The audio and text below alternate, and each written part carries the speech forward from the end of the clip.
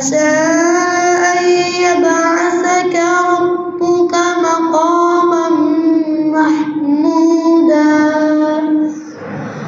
وقل رب أدخلني مدخل صدق وأخرجني مخرج صدق واجعل لي من لدنك سلطانا نصيرا